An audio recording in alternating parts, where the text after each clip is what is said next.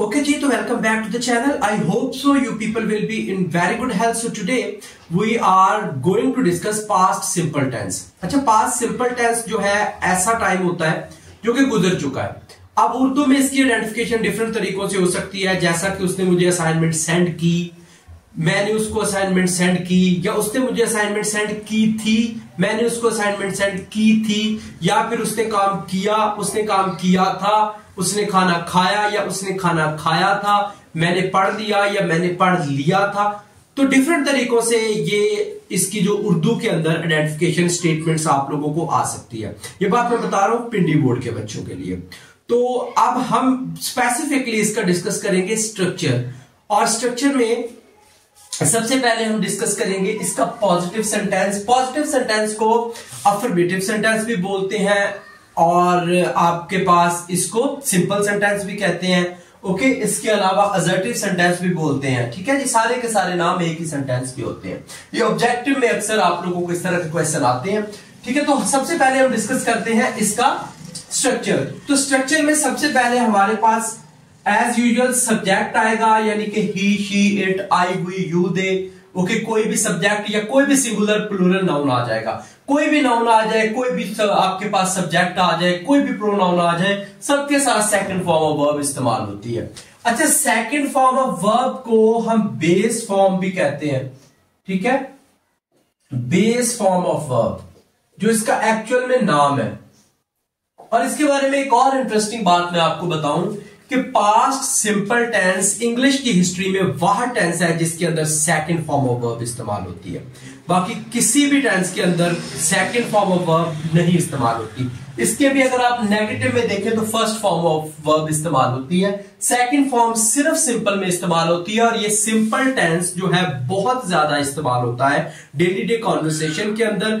जो काम जो पास्ट में हो चुका है वो बताने के लिए हम सेकंड फॉर्म का इस्तेमाल करते हैं. इसके अलावा बचपन में जितनी भी स्टोरीज आपने डिस्कस की थी, once there was a crow, once there was a dog who was very greedy, okay, farmer and three son, तो जो भी स्टोरीज आपने पढ़ी थी all of the stories were related to the past simple tense. और story हमेशा past simple tense में लिखी जाती है, पास्ट के रेफरेंस से लिखी जाती है. पास्ट का कोई भी टेंस वहां पे इंक्लूड हो सकता है.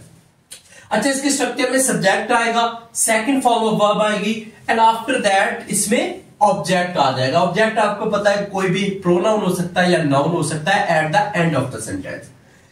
अच्छा, इसके बाद हमारे पास है नेगेटिव सेंटेंस. अच्छा, साथ ही इसकी एग्जांपल डिस्कस कर लेते हैं साथ साथ. तो हमारे पास एक सब्जेक्ट आ गया दे, ओके, और हमने कहा है कि इसके लिए हम डिस्कस करेंगे सेकंड फॉर्म ऑफ वर्ब. तो असाइन की सेकंड फॉर्म होती है असाइन, और थर्ड भी असाइंड होती है. और साथ ही हमारे पास ऑब्जेक्ट आ गया, और ये भी ऑब्जेक्ट के साथ आ गया. ये डायरेक्ट ऑब्जेक्ट हो जाएगा, ये इनडायरेक्ट ऑब्जेक्ट हो जाएगा. ठीक है, यानी कि subject, second form of verb, object and indirect object. उसके बाद सेकंड एग्जांपल देख लें, वी अरेंज्ड अ पार्टी. तो यहां पे वी हमारे पास सब्जेक्ट हो गया, अरेंज की सेकंड फॉर्म अरेंज्ड, और थर्ड फॉर्म भी अरेंज्ड होती है. तो ये भी हमारे पास सेकंड फॉर्म आ गई, और ये हमारे पास ऑब्जेक्ट आ गया अकॉर्डिंग टू द स्ट्रक्चर. अच्छा, उसके बाद है नेगेटिव सेंटेंसेस. नेगेटिव सेंटेंस में सबसे पहले फिर हमारे पास सब्जेक्ट, देन इसके लिए एक ही हेल्पिंग वर्ब इस्तेमाल होता है, क्योंकि पास्ट सिंपल का कोई जाती हेल्पिंग वर्ब नहीं होता. तो इसलिए हमने डिड को as a helping verb assign किया है. और डिड बेटा फॉर्म ऑफ वर्ब होती है बाकायदा. डिड की सेकंड फॉर्म डिड है डू की सेकंड फॉर्म, ओके, और इसकी थर्ड फॉर्म होती है डन, यानी डू, डिड, डन. ओके, अगर आपको याद हो प्रेजेंट सिंपल के नेगेटिव में हमने डू को as a helping verb consider किया था. उसके बाद नॉट लग जाएगा. नॉट के बाद again first form of verb. ये बच्चे यहां पर बहुत गलती करते हैं. हम यहां पर इसको इसको बेस फॉर्म नहीं बोलते, इसको पास्ट फॉर्म बोलते हैं. मिस्टेकली मुझसे लिखा गया, क्योंकि यहां पे मैं बेस फॉर्म लिखना चाह रहा हूं. बेस फॉर्म होती है फर्स्ट फॉर्म, और पास्ट फॉर्म होती है सेकंड फॉर्म, और पास्ट पार्टिसिपल होता है थर्ड फॉर्म. तो बेस फॉर्म हमारे पास यहां पे आ जाएगी. ठीक है, और साथ हमारे पास आ जाएगा ऑब्जेक्ट.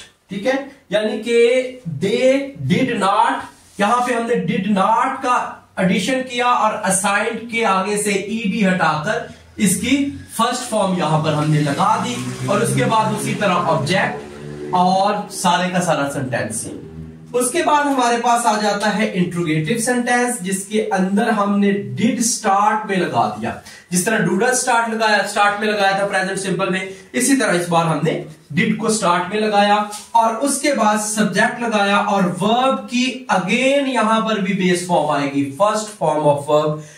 इंट्रोगेटिव में भी first form of verb use होगी, नेगेटिव में भी first form of verb use होगी और उसके बाद हम लगाएंगे ऑब्जेक्ट और ऑब्जेक्ट के बाद हमारे पास आ जाएगा क्वेश्चन मार्क।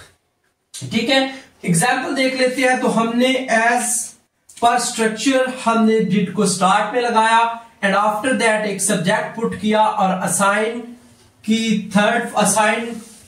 सेकंड फॉर्म को खत्म करके असाइन लगा दिया, आगे ऑब्जेक्ट और लास्ट पे क्वेश्चन मार्क आ गया।